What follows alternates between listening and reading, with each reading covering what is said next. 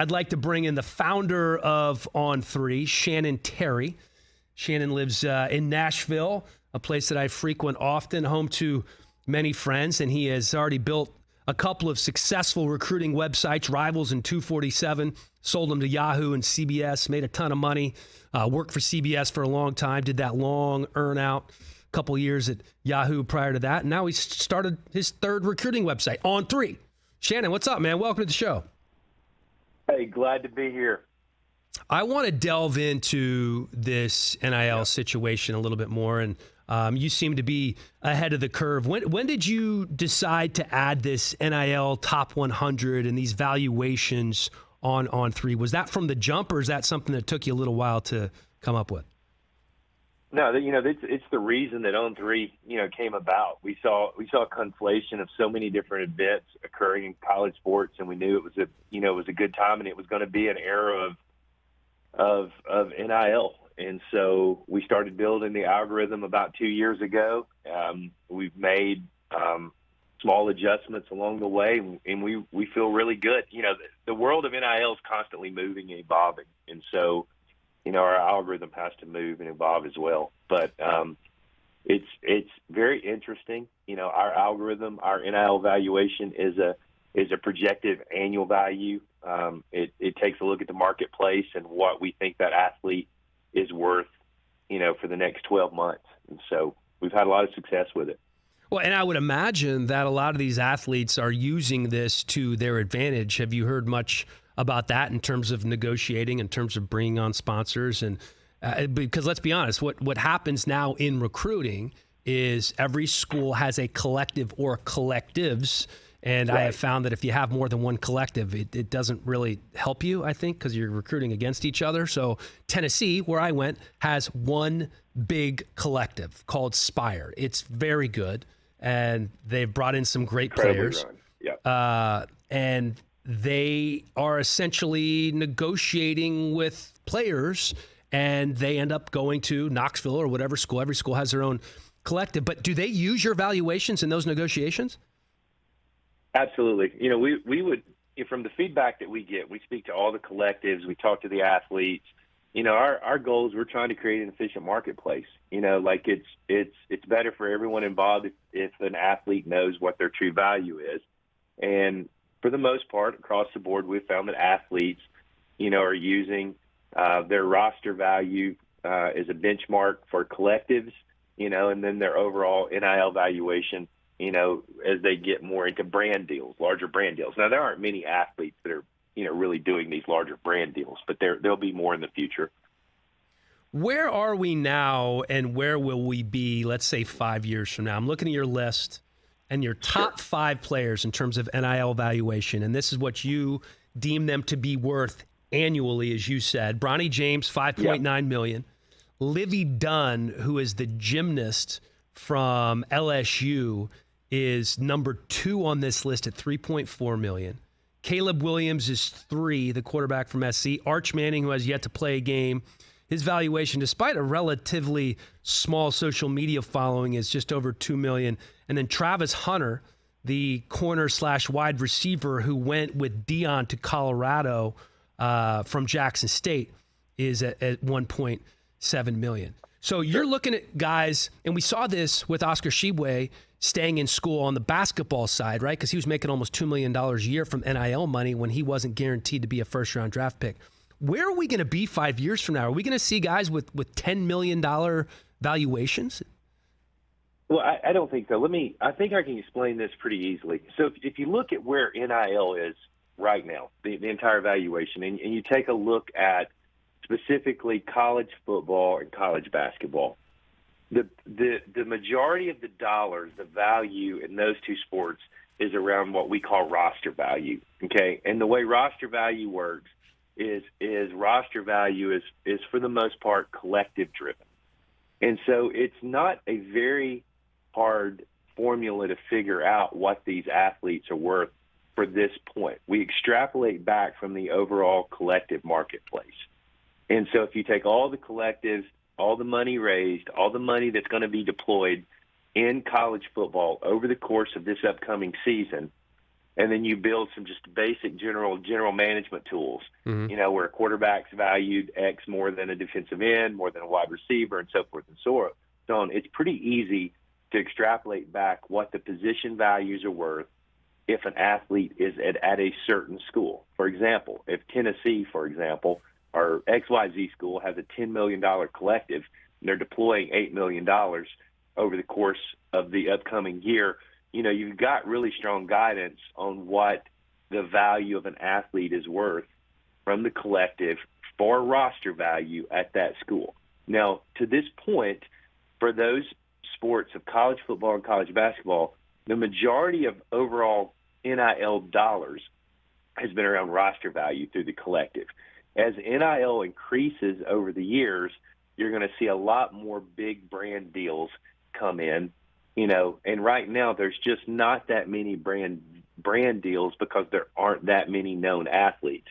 So, kind of in closing here, as you look at our top 10 list of valuations, it's Bronny James, Livy Dunn, Caleb Williams, Arch Manning, Travis Hunter, Drake May. You have a combination there of some high-profile performance-based athletes, but also, some legacy names like James and Manning, and then some really big-time influencers, like a Livy Dunn, and then, in the case of, Angel Reese, a combo.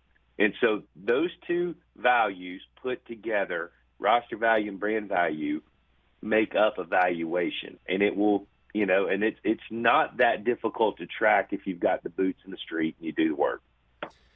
So I think a lot of people have questioned, I'm just trying to keep this kind of generic for our listeners out there who are familiar with NIL but maybe aren't sure exactly what it entails.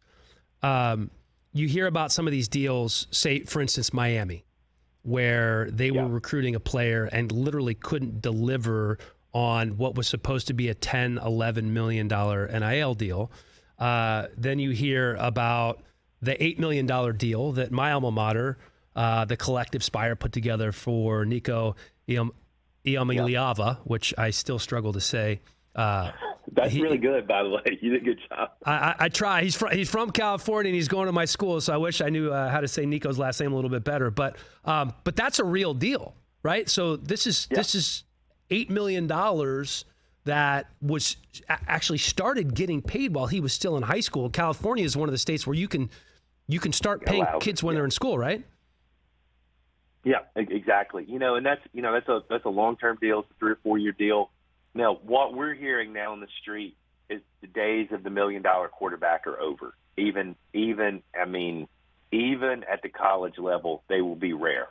And so, I don't think you're going to see many of those going forward. But why is that, Shannon? Well, I think what you're finding is that the collectives, which are responsible for this roster value, they're run by entrepreneurs and business owners and highly successful people, that necessarily don't come from the academia background. And so, they want a good return on investment. And so there's only so much money. I keep hearing this, unlimited salary cap. It's not true. There's only so much money to go around.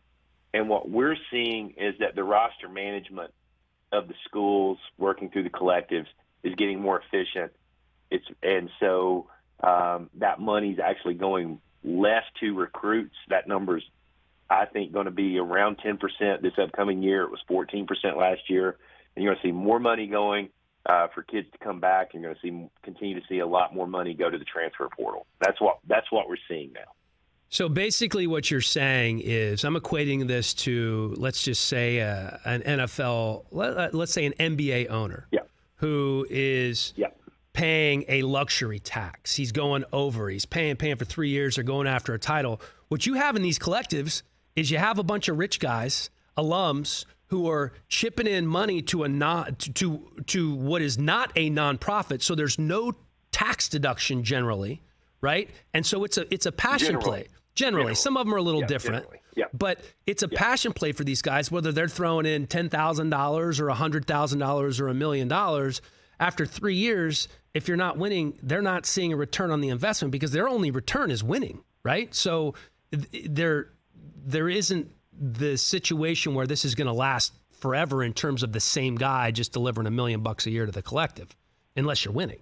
Well, I don't know. Winning is the key here. I think donations to the athletic department, are probably, that's the piece that's going to be interesting to study is, the impact of collectives, because the same donor pool, let's face it. And so, there's probably some cannibalization of funding that's going on. And the schools that don't win are going to struggle to fund their collective, going forward if they don't have plans in place to cover during those windows. But let's be clear. I don't know that this is the route that we're going to see in 5 years.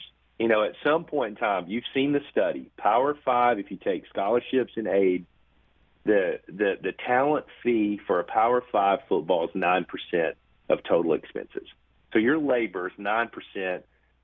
Coaches, administrations, and severance is over 45%. So with all that said, we're going to get to a point where the athletes, especially for college football and likely college basketball, are some way going to be participating in the rights package, through a revenue share or some form of compensation. So where does the collective fit when that window happens? And that's the multi-billion-dollar question right now. It's coming, though. Athletes are going to continue to get paid, period. The athletes that are generating the revenue. So when do you think it's 5 years when the college basketball and football player is getting a cut of the rights deals? Well, NCAA is going all in right now with the trying to get the federal bill. So, so I think this is going to move along really fast. And I'm thinking in 2 years, it's not going to look anything like it looks like now. There's just, the NCAA, which is made up of, obviously, its presidents with a 1950s mentality, they have not taken any steam off the kettle. And, and they're at a point now, through more and more antitrust litigation and where they're at, it's kind of this federal law, this petition for a federal bill is the last Hail Mary. And so if that doesn't happen in their favor, which it's unlikely to do, I think you're going to start seeing a lot of moves. And I don't know what those moves are or when they're going to happen, but it will not result in any form of the athlete at these revenue-producing sports not being compensated at the school level. It's going to happen. It's just a matter of how and when. It's been fascinating, Shannon, to see which of these schools, collectives, got on board the quickest and which ones kind of fell behind and are playing catch up. Who are the best 3 or 4 collectives nationally that have kind of been ahead of the game? Spire has been phenomenal. They're well run. They've got good contracts. They're all the things. They're fundraising. They've been ahead of the game. I mean, they've truly. The thing that they've also done is that they've tied the deals in with actionable marketing plans for the athlete, which is so important that if you go do a deal and you sign an athlete to a deal, that it is a true deal and there's real deliverables and it's not, some scammy thing that's going on. And Spire's done a phenomenal job of doing that. The 12th man at Texas A&M is a really unique study, because they used an existing organization from the 80s to come in and be their collective. And even though it's governed and run outside of the school and the athletic department, there's still ticketing bonuses and points to the donor. And so they played a significant role in Texas A&M's recruiting success last year. Now, a lot of those kids have transferred, and I think there's some, reshaping of how they deploy, their collective funds. And that structure, while it, has been called into question by the NCAA, I know for a fact that upwards of 10 other schools, are researching and looking into that model, as a possible go forward and solution. So the NCAA has its hands tied right now. They're paralyzed. And during that window of time, the collectives and the schools are moving forward. Everyone's trying to make the collectives out as bad guys. I don't know that that's the case at all. And it's college sports over the next 24 months is going to be one of the most interesting things any of us have ever lived through or seen in sports in general. So it's fascinating. It is fascinating, and you have the 12-team playoff right on the horizon, and you are right in the middle of it all. Check out On3. It's a great website, college recruiting website. Talks about these NIL evaluations. Shannon, Terry, you've done great things with the websites. Let's stay with On3 for a while, man. Don't sell this off and start another one already. I love reading the top 100. I was 10 years with Rivals and 10 with 24/7. I'm old, but I'm going to be here for a while. This one has a chance. I appreciate you guys having me on. I'll be on anytime, talk about this stuff. Love your show. Thanks, Shannon. Appreciate it, man. On3.com has these NIL rankings. Bronny currently sitting atop number 1 with an annual valuation of close to $6 million. For a while, that was in the $7 million range. Going to be interesting to see where he ends up. Catch the Rich Eisen Show every single day on the Roku channel, 12 to 3 Eastern, for free.